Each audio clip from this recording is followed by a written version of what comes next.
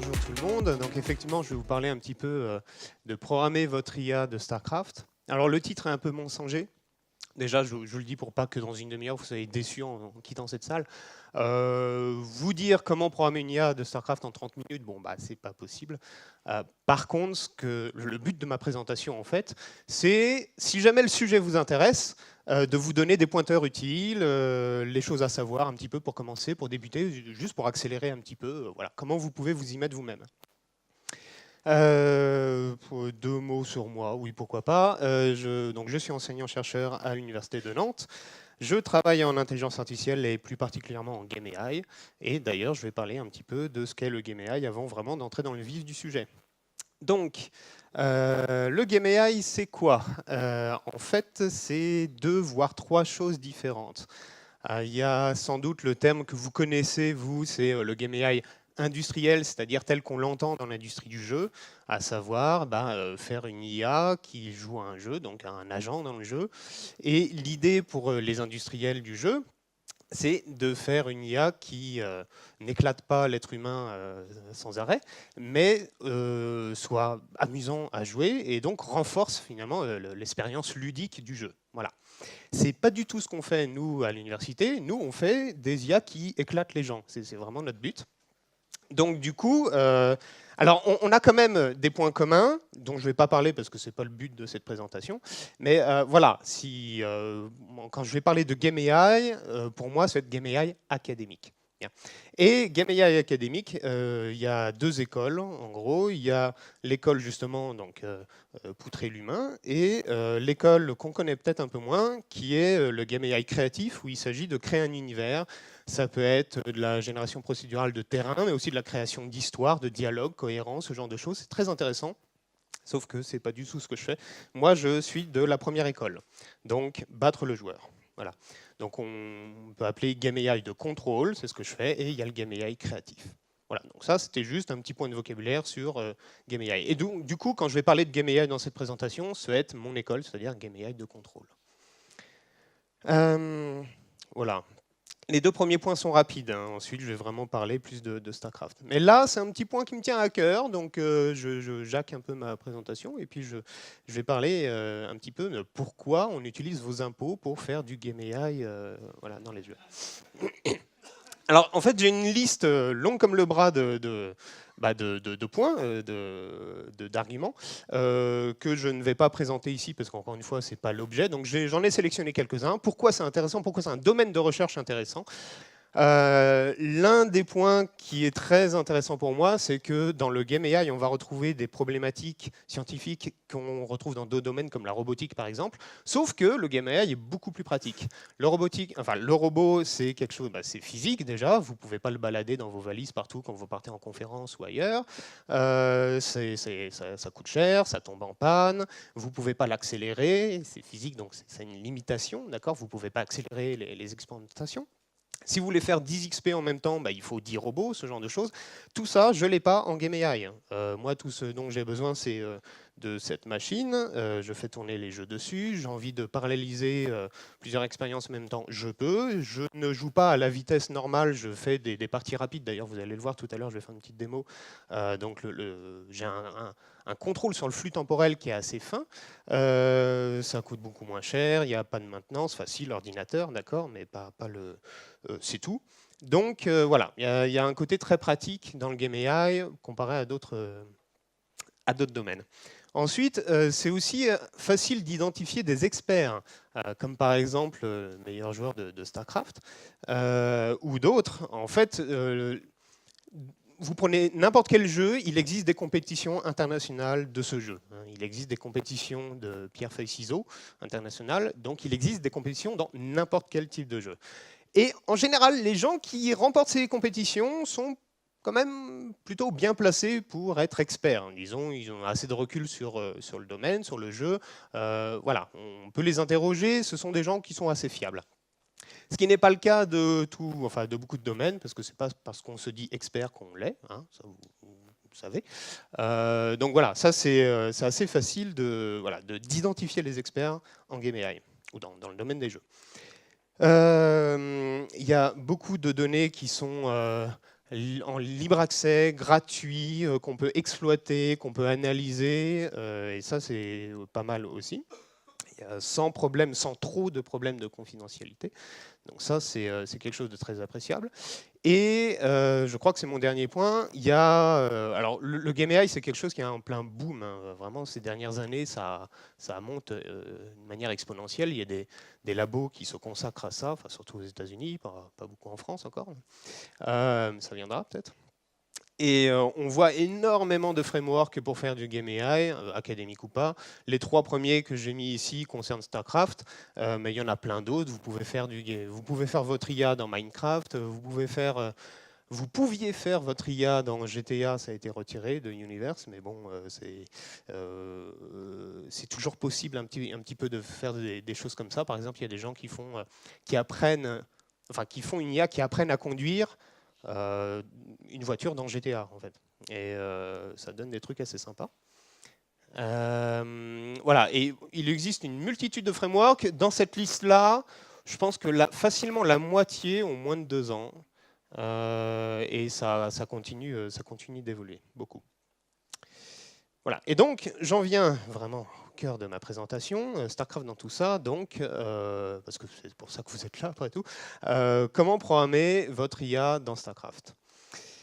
Alors, les principes de base de StarCraft, parce que je suppose que la plupart des personnes qui viennent à cette présentation connaissent, mais quand même, il y a peut-être quelques personnes qui sont là par hasard, et donc je vais leur expliquer en gros c'est quoi StarCraft. Alors, les principes de base, c'est un peu comme les échecs, mais c'est en temps réel, d'accord? Les 2 joueurs jouent en même temps et non pas au tour par tour comme aux échecs. Et vous avez plusieurs pièces à maîtriser, à contrôler en même temps. Donc là, on voit une bataille. Les 2 joueurs contrôlent toutes ces pièces-là en même temps et plusieurs pièces en même temps. Vous avez une gestion de ressources, donc de l'argent, des minerais, du gaz dans le jeu, même encore d'autres ressources. Il y en a 3 ou 4 selon la race que vous jouez. Vous devez développer des unités, donc vous avez des bâtiments de production. Voilà, en fait, vous créez vos pièces quelque part, hein. Quand vous perdez un pion, vous pouvez en recréer 2 derrière. Vous gérez une base, de la technologie, de la recherche. Enfin voilà, technologie, vous gérez tout ceci. Et le troisième point vraiment saillant et qui est différent d'un jeu de stratégie classique, je dirais, et qui, à mes yeux, est le plus important, enfin le plus intéressant, c'est le brouillard de guerre, le fameux brouillard de guerre. Donc c'est un petit peu comme si vous jouez aux échecs, toujours sur un échiquier, mais un très grand échiquier, mais il y a un brouillard qui plane sur l'échiquier, et vous ne voyez, qui est uniquement dissipé autour de vos pièces à vous. Vous ne voyez pas ce que fait l'adversaire en permanence. À aucun moment, vous avez une information parfaite de l'état du jeu. Donc vous ne savez pas ce qu'est en train de préparer votre adversaire tout le temps. Pour le savoir, en fait, il faut l'espionner un peu, vous envoyez une unité. Donc comme le brouillard est dissipé autour de vos unités, si vous arrivez un petit peu autour de lui, vous voyez un petit peu, vous avez des bribes d'informations, vous voyez un petit peu les types d'unités qu'il a, le type de bâtiment, mais jamais vous aurez une information totale, parfaite à aucun moment. Et donc ça, c'est très intéressant parce que à partir de bribes d'informations, vous devez inférer quelle est la stratégie que fait votre adversaire et donc essayer de préparer un contre. Ça, pour un être humain, c'est déjà pas facile à faire, et pour une machine, c'est extrêmement difficile à faire. C'est très très intéressant. On n'y arrive pas d'ailleurs, hein. Les meilleures IA de StarCraft, elles ont un niveau, je dirais, amateur moyen. Voilà. Donc on est très très très loin d'avoir de bonnes IA de StarCraft. Et c'est excitant parce qu'il reste tout à faire finalement. Jusqu'à ce que Google nous roule dessus, mais ça c'est autre chose. Donc les problèmes scientifiques, je ne vais pas vous saouler avec ça en fait, hein. J'ai juste un slide dessus. En gros, j'ai repris les 6 points d'un article de Michael Bureau de 2003 qui a été un peu le papier fondateur qui a lancé en fait toute cette recherche dans les jeux de stratégie en temps réel, où il a énoncé 6 problématiques qui sont scientifiquement intéressantes, pertinentes à regarder dans les jeux de stratégie en temps réel et qui peuvent, si vous avez de bonnes méthodes là-dedans dans les jeux, vous pouvez ensuite l'utiliser ailleurs. Bon, je ne vais pas les lister, mais bon, voilà, vous voyez, gestion de ressources, prise de décision sous incertitude, ce genre de choses. Donc tout ça, ce sont des problématiques scientifiques très pertinentes et très difficiles aussi. Bien. Donc j'en arrive un petit peu plus à, enfin, comment programmer votre IA pour StarCraft. Alors, je parle de StarCraft 1, enfin quasiment toute ma présentation est à propos de StarCraft 1 et je vais dire pourquoi. Je parle un tout petit peu de StarCraft 2 vers la fin. Donc il existe une API qui s'appelle BW-API ou Broadware API, qui a été développée vers 2009 ou 2010, et qui fait l'interface entre StarCraft et du code C++. Bien, cette API est d'ailleurs toujours maintenue à jour. Il y a une version, enfin c'est très bien maintenu. Il y a des versions récentes donc pour intégrer.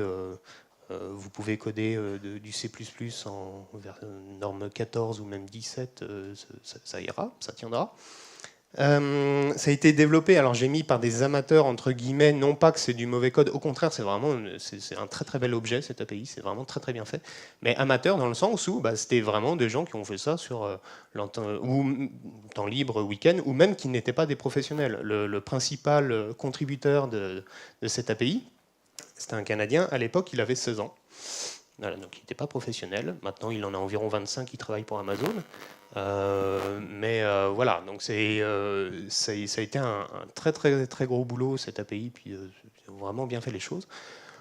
Basé sur du reverse engineering, DLL injection, enfin de l'injection de DLL et des hooks, donc quelque chose que Blizzard a fermé les yeux en fait, parce que c'est pas tout à fait autorisé de faire ce genre de choses, mais ils étaient, ça allait, StarCraft commençait un petit peu à vieillir, donc c'était pas très grave. Ils ont même sponsorisé quelques compétitions par la suite, pour dire que c'était pas, voilà, ça allait quoi. Par contre le 2, ça j'y reviendrai, c'est autre chose. Donc, que fait cette API ? En gros, elle fait deux choses. Elle récupère toutes les données du jeu, à chaque frame. Comme ça, vous, dans votre code C, vous avez toutes vos données, enfin tout ce qui se passe, telles unités à telle position, avec tel point de HP, enfin, tout.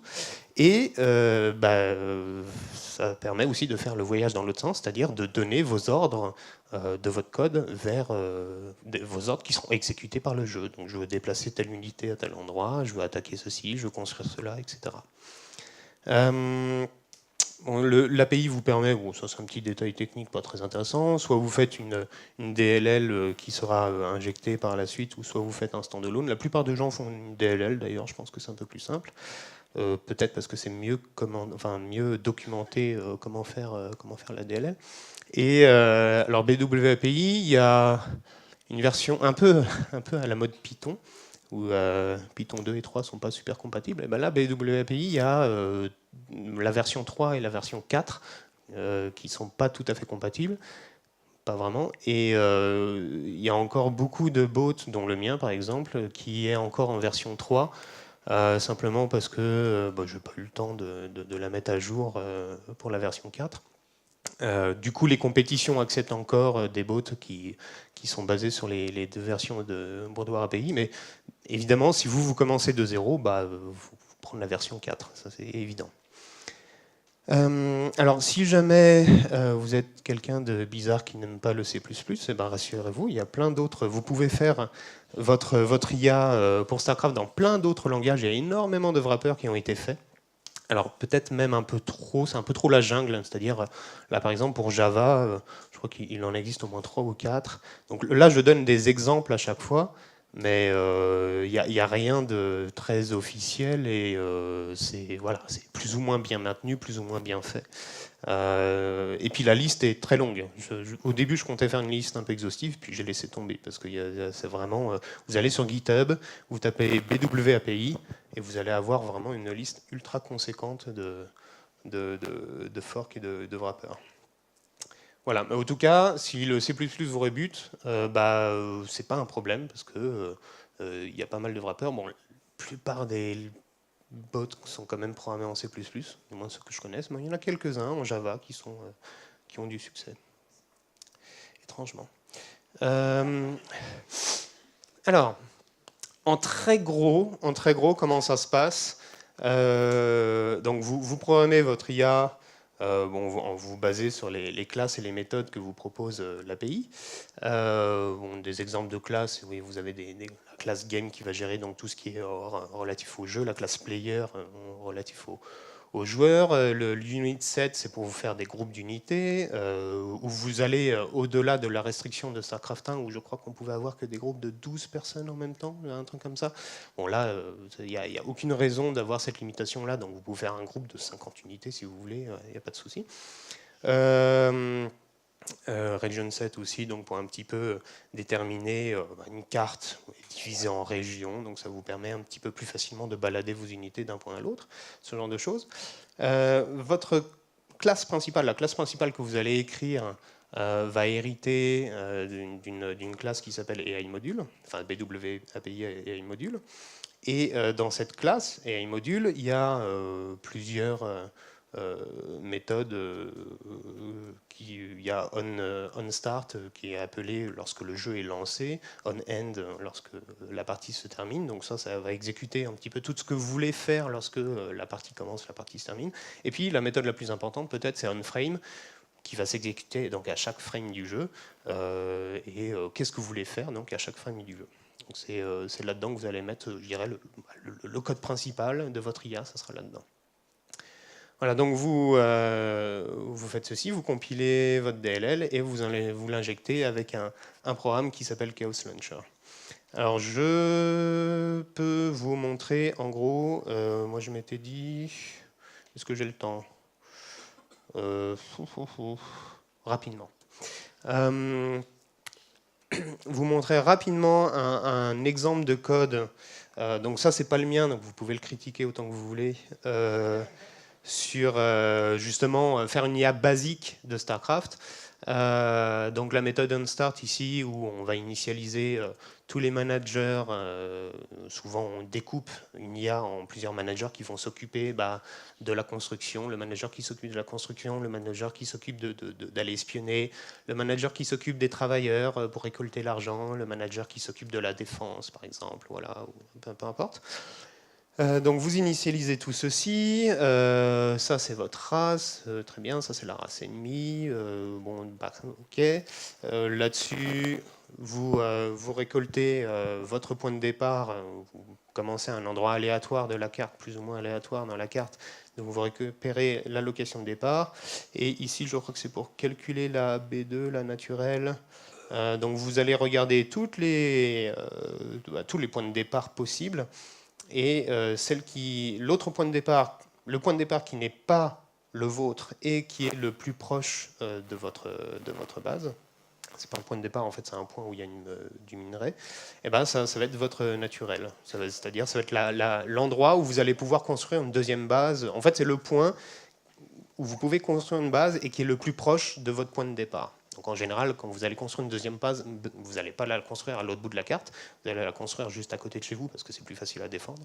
Donc là, ça calcule ceci, ça calcule quel est cet autre point où je peux construire une deuxième base, ce qu'on appelle une naturelle. Et voilà. Bon, donc je ne vais pas faire un commentaire de ce code, mais oui. Puis alors là, il y a écrit en dur. Qu'est-ce qu'on fait si jamais je suis une race bizarre, et ben je peux construire, je vais faire ceci, voilà, exactement pas à pas. Bon, pas très intéressant, mais ça j'y reviendrai plus tard. Ça s'appelle BWSAL et c'est super pour commencer en fait. C'est un petit peu c'est une sorte de vraiment d'exemple de Kickstarter, de comment commencer une IA dans StarCraft. Moi, personnellement, pour faire la mienne, je me suis basé là-dessus. Normalement, c'est une librairie, je ne l'ai pas utilisée comme librairie, je l'ai vraiment repris et modifié. Et ça m'a beaucoup aidé, ça m'a permis d'aller très vite parce que ça s'occupe de tous les trucs un peu pénibles comme justement dire aux travailleurs, aux récolteurs d'aller récolter du minerai, tout ça, ça vous devez le faire à la main, hein. C'est plus juste je clique une fois et c'est terminé, non, vous devez vraiment lui dire quand tu as fini de récolter, tu reviens à la base, quand tu n'as plus rien dans les mains, tu vas retourner au minerai et ainsi de suite jusqu'à la fin de la partie. Et tout ça c'est déjà codé dans un manager qui est là, donc c'est pas le code le plus passionnant à écrire et le fait que ça soit déjà fait, c'est très bien quoi. Pardon. Donc, quelques bots qui existent, il en existe quand même une flopée maintenant. J'en présentais deux. rapidement. Un que je connais bien parce que c'est le mien, et puis l'autre, celui qui, je pense, celui que je recommande d'aller voir si jamais le sujet vous intéresse et si vous voulez reprendre un bot, eh ben, c'est celui-là qu'il faut reprendre. C'est surtout pas le mien parce que le code est dégueulasse, vraiment. Donc, en gros, mon bot Ayur, comment il fonctionne? Il y en a, donc, il est divisé en paquets, en managers, comme quasiment tous les bots, qu'on peut classer en trois parties. Les managers qui vont s'occuper de tout ce qui est combat, ceux qui vont s'occuper de l'économie, ceux qui vont s'occuper de l'intelligence, c'est-à-dire l'espionnage. Ce que vous voyez en noir, les blocs noirs, ce sont des managers qui vont directement pour donner des ordres dans StarCraft.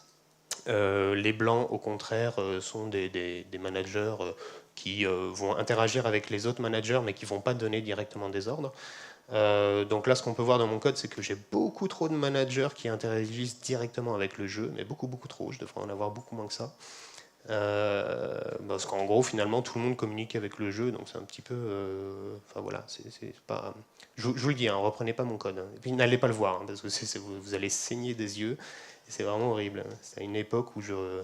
Enfin bon, bref. Donc voilà, le truc peut-être qui est... les deux managers qui sont originaux dans mon bot, ce sont ces deux managers-là.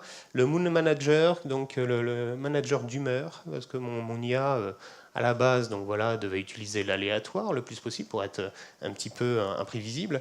Et donc, elle avait une humeur au début, elle se lançait, elle avait une humeur. Tiens, je suis plutôt d'humeur agressive, je suis plutôt d'humeur macro, je suis plutôt d'humeur, j'en sais rien, taquine, je vais le rusher ou des trucs comme ça. Et donc, ça changeait complètement son attitude, déjà la stratégie de base sur laquelle elle partait, et puis ça changeait aussi un petit peu ses réactions, comment elle va réagir par rapport aux vagues d'attaque qu'elle va envoyer, c'est-à-dire si elle est agressive, elle va avoir tendance à avoir plus facilement attaquer l'adversaire, à envoyer rapidement des vagues d'attaque, même si elle a une petite armée, boum, allez, elle y va, et puis si elle se prend un mur, ce qui est souvent le cas, c'est pas très grave. Donc voilà, donc il y avait ce Moon Manager qui contrôlait un petit peu justement, qui influençait les autres managers à la fois de combat et d'économie, donc ça c'était un petit truc original. Et puis le Spend Manager, donc lui c'est vraiment celui qui détient les cordons de la bourse. En gros, tout ceux-là veulent dépenser de l'argent et c'est lui qui autorise ou pas. En gros, ça se passe un petit peu comme ça. Et l'idée, c'était un petit peu... Il y a beaucoup d'IA qui se disaient, voilà, j'ai un objectif, j'ai une stratégie, donc quel argent il me faut pour appliquer cette stratégie? Et moi, j'ai pris un peu le schéma inverse, en disant plutôt, le spend manager se dit, voilà, moi j'ai tant d'argent en ce moment, qu'est-ce que je peux faire avec? Et donc, je vais le dépenser pour ce manager je sais pas, de la recherche de technologie, ou alors je vais le dépenser prioritairement pour, je sais pas, l'extension de la base ou des trucs comme ça. Voilà, ça marche pas trop mal d'ailleurs. Je dois avoir, à l'époque, maintenant j'avoue que je sais plus trop comment se situe mon bot par rapport aux autres, mais à l'époque je devais avoir l'un des bots qui avait la meilleure macro, qui gérait très très bien son argent. Et donc le bot sur lequel il faut vous baser, vous, si vous voulez le reprendre, c'est celui-ci, UAlberta Bot, qui est vraiment très bien fait. Le code est super, il est clean, il est extrêmement bien documenté et expliqué, alors que moi, il n'y a rien du tout. Vous voyez déjà qu'il y a beaucoup moins de managers qui communiquent directement avec le mieux, c'est quand même un peu mieux compartimenté. Bon, je ne vais pas en parler plus, parce que déjà le temps passe, et puis c'est pas mon bot, donc je le connais moins. Mais voilà, vraiment... Si vous voulez regarder un code, c'est celui-ci qu'il faut regarder.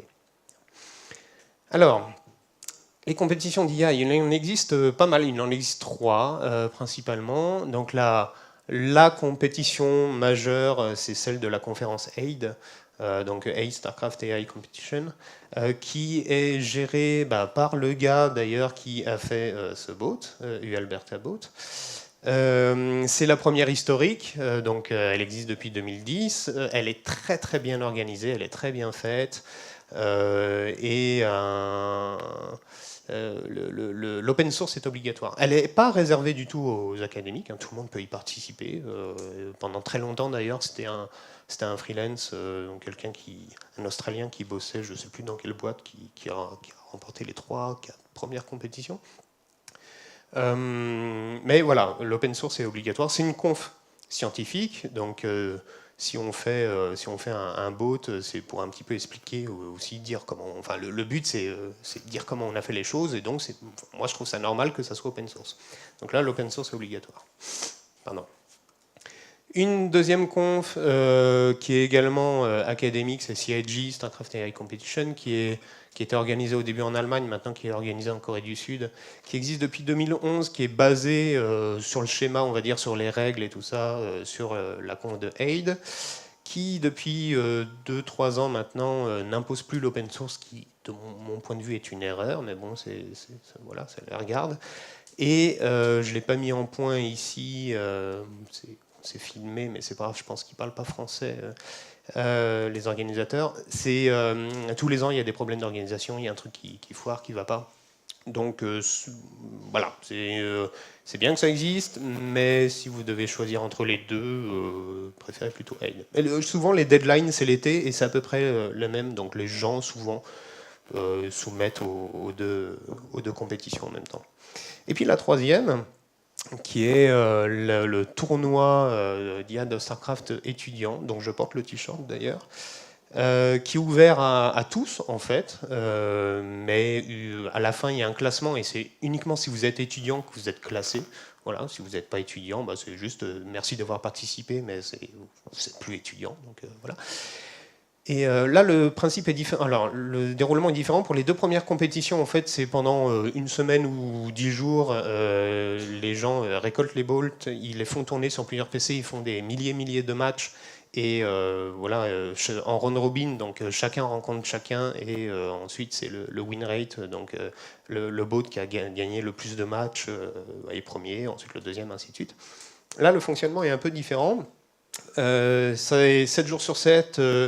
H24, il y a des matchs tout le temps, et c'est un match à la fois et en vitesse réelle, c'est pas accéléré. Et d'ailleurs, c'est sur Twitch, donc on peut voir les matchs en live. Et ça, c'est sur toute l'année. En fait, c'est un peu pour s'entraîner. Donc, vous mettez votre bot et vous voyez un peu comment il fonctionne, il réagit par rapport aux autres. Et ensuite, ils bloquent une semaine ou deux dans l'année, où là, ils font vraiment le tournoi officiel. Et voilà, mais il y a beaucoup moins de matchs qui sont faits, donc du coup, je trouve que les résultats sont beaucoup plus discutables que dans les deux autres premières compétitions. Mais c'est très bien que ça existe, et il faut savoir que ça existe. Alors, j'avais promis de parler de StarCraft 2, je le fais maintenant. Donc, pourquoi faire de l'IA dans StarCraft 1 et pas dans StarCraft 2? Excusez-moi. La première, bah, c'est que déjà, pendant longtemps, des années, Blizzard a été très clair avec nous. Si vous faites de l'IA sur StarCraft 2, on vous envoie notre armée d'avocats. Voilà. Et comme nous sommes universitaires, on ne peut pas vraiment se défendre, donc on a fait OK. Donc on n'a pas touché à StarCraft 2. Et ça, c'était jusqu'à il n'y a pas très longtemps, vous en avez peut-être entendu parler, à la dernière BlizzCon de novembre dernier, a été annoncé une API pour StarCraft 2 comme partenariat entre Blizzard et Google DeepMind. Donc ils vont faire une API qui aurait dû être délivrée fin mars, et puis ils s'aperçoivent que c'est pas facile à faire, donc ça devrait être disponible au courant de cet été, mais il n'y a pas de date donnée. Et donc là, bah, du coup, Blizzard sera d'accord pour qu'on fasse de l'IA pour StarCraft 2. Ou alors ils sont complètement schizophrènes, mais normalement c'est bon. Normalement, à partir du moment où il y aura cette API, on pourra passer par cette API et on pourra faire de l'IA sur StarCraft 2. Il y a très peu d'informations, c'est vraiment au compte-gouttes. Ils ont ouvert un thread sur leur forum pour parler de ça, donc de l'API de StarCraft 2. Pour l'instant, on ne sait pas trop où ça en est, puis alors ils tiennent vraiment tout secret. Il y a un groupe Facebook aussi qui s'est ouvert et qui est tenu par Dave, qui donc fait UL Barterbot et la compétition de AID, pour parler justement entre nous des échanges d'informations sur l'IA de StarCraft 2. Et les ressources pour vous y mettre, alors je suis parti du principe que mes slides seraient accessibles quelque part sur le Web Today, on m'a dit que non. Donc du coup, j'ai plein de trucs où on peut cliquer voilà, pour vous amener directement aux choses. Bon, heureusement, là, il y a les adresses, donc ça va encore. Vous pouvez prendre des photos à la place.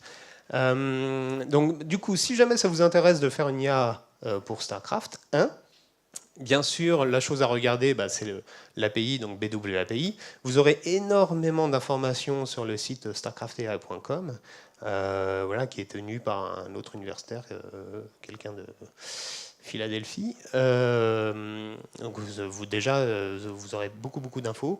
Le BWI SAL, le bout de code dont je vous ai montré tout à l'heure, donc pour pouvoir commencer un petit peu justement et ne pas s'occuper des tâches ingrates comme demander aux workers d'aller chercher des ressources, tout ça, vous pouvez trouver le code ici. Et donc vous pouvez faire comme moi, reprendre ce code et partir de faire votre IA à partir de ça, ou alors reprendre le code du Alberta Bot qui est beaucoup plus complet, qui est extrêmement bien documenté. Il y a beaucoup d'infos aussi sur comment commencer, comment faire les choses, etc. Donc vous pouvez aller regarder ici. L'analyseur de terrain, j'en ai pas du tout parlé, mais c'est quelque chose de très important. Donc au début, quand un match commence, cet analyseur de terrain regarde tout simplement quelles sont les régions, où sont les régions, comment sont délimitées telle et telle région, ce genre de choses. Et ça vous facilite énormément la tâche pour simplement balader vos unités ou décider où construire votre deuxième, troisième, quatrième base, etc. Donc sans ça, c'est beaucoup plus difficile de faire une IA pour StarCraft. Et enfin, il y a un groupe Facebook, simplement sobrement intitulé StarCraft et Artificial Intelligence, qui est très actif, où les gens sont réactifs, et il y a beaucoup d'informations aussi qui circulent dessus. Voilà. Je voulais parler une demi-heure pour laisser un peu de temps aux questions, donc pour une fois, je m'y tiens bien, c'est pas mal. Voilà, je vous remercie pour votre attention.